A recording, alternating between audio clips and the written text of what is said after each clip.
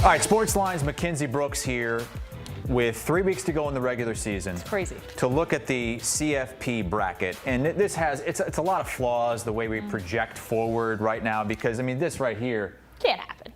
Right. I mean, literally. Miami's the highest ranked ACC team, but they're not going to win the ACC because they're not going to get to the championship game. 4 ranked matchups this week, Mackenzie. How much is this going to change based on this weekend's results?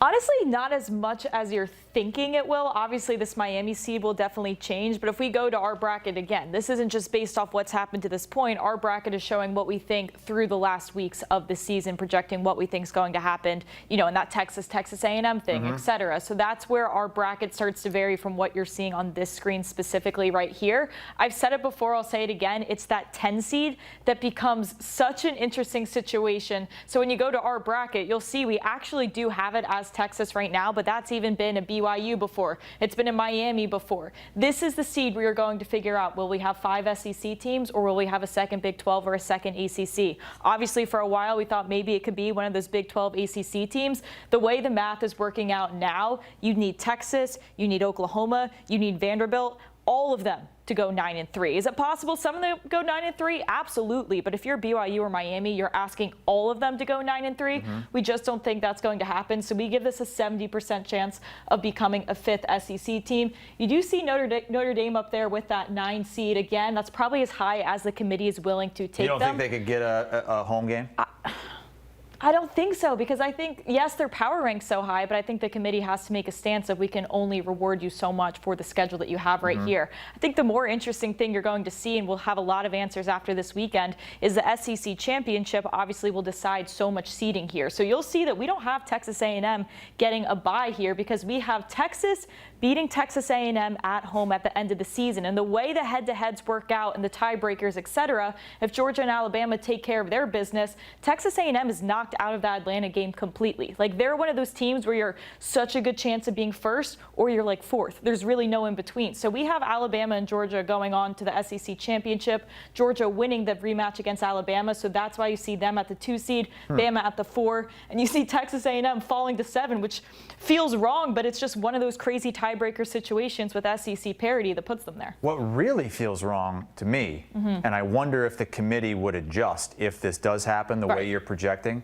is that they would be playing back-to-back games against one another. Right. Texas and Texas A&M play the final week of the regular season the way you guys have it, with Texas beating them. Neither team would make the SEC championship. So they would literally play back-to-back games and a home and home. You obviously have Texas A&M hosting this game. Right, and that's why you'll see Texas A&M winning this game because, again, at home. These are teams that are pretty much 50-50 on a neutral site in our projections, but when you get Texas at home in the regular season, we'll take Texas. When you get Texas A&M at home in a playoff game, that's where we'll take the Aggies here. But again, what an interesting situation, and then you also get a national championship rematch. It's like, oh, congratulations, Ohio State, you get the 1 seed. Now you got Notre Dame coming to town as your first game of the college football playoff. So we saw last year how those bye weeks worked out. Is it so much of a reward? I'm not quite sure. I think the best seat in the house is going to be the 5 and the 6 seed if you're not guaranteed to get a bye. That SEC championship, depending how much that beats those teams up, it's going to be a bummer for them if they don't get the bye. Like, it would stink to be an SEC team going to the SEC championship and you fall to like the 5 or 6. It's like, what was worth it? Why did we put our guys through that? For what? So I do think it's going to end up being 2 SEC, 2 Big 10 to get the byes, but definitely an interesting situation that Ohio State has to play Notre Dame off the bat. And we only give them a 53% chance to beat Notre Dame because Notre Dame has the run game to play with them, right? This is a Notre Dame team that's been outgaining teams on the ground. But now with CJ Carr, they're also passing really well. They went from 7 yards per attempt to 10 yards per attempt this season between Carr and Riley Leonard. So that's why this is actually going to be one of the harder games in Ohio State's entire path to the national championship. So you have one road team winning in round 1. That's Notre Dame over Texas Tech, and no upsets in the quarterfinal round. Straight seeding all the way through here. Right. I will say, like, these games start to become 53%, really, really close pick'ems here. You look at Oregon, the teams they've played, I just saw it on Twitter too, like, They're 27-40, the combined records of the teams Oregon has played. Who have you really played? They just beat Iowa at Iowa. I was there. I saw it. I do love that for you. That's the best record team they've played this entire season. So that's why we think that just what Alabama's gone through, their adversity, their power ranking, etc., will edge them out over Oregon here. We have Georgia playing Indiana. We do end up having Georgia just squeaking by Indiana. Alabama, we like Ohio State's chances to beat Alabama even better than Notre Dame because Alabama doesn't have that run game. They're averaging like 3.5 yards per carry. That's a really bizarre outlier for that awesome of a team, that awesome of a program to be in that situation. Their best running back has been out. He's had surgery, so hopefully he'll be back by then. But given the number and the data we have, we're seeing, hey, this Alabama run game probably can't compete with Ohio State here. So that's why I get an Ohio State-Georgia national championship. And Ohio State continues to win the national championship week in and week out in your simulations. Why is that? There's no reason not to like them. I mean, truly, they go into the season. The one thing we can maybe downgrade them for is their quarterback and his lack of experience. He's given us no reason not to believe in him. I mean, this defense is better. You have Superman 1A and 1B with Carnell Tate and Jeremiah Smith, vice versa, whichever way you feel there.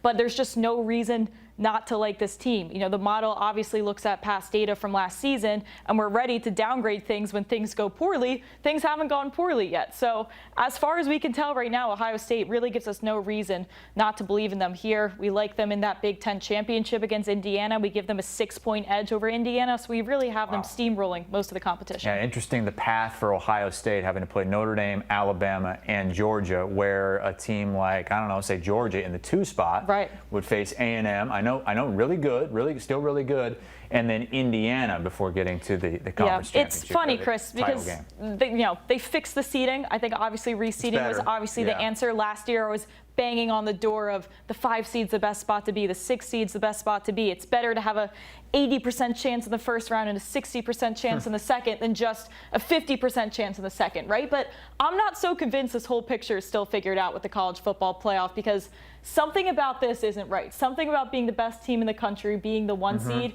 and your 53% chance favorites in the first round just feels wrong when you get Oregon, who probably gets a bye during conference championship weekend, then they get a silly South Florida, and then they go into Alabama. Like, that's a completely different situation to be in than Ohio State. And we saw Ohio State, who went on to win the national championship last year, in a similar situation where they didn't get that bye, and worked out pretty well for them, I say. Yeah, got the momentum going at home against Tennessee. That's the projected CFP bracket from Sportsline as of right now. But as Mackenzie said, things could be changing even as soon as this weekend with 4 ranked-on-ranked matchups. Go to cbssports.com/ITL for Inside the Lines, your best projections and prices from Sportsline, where you can get 60% off an annual plan right now. Go to sportsline.com/join.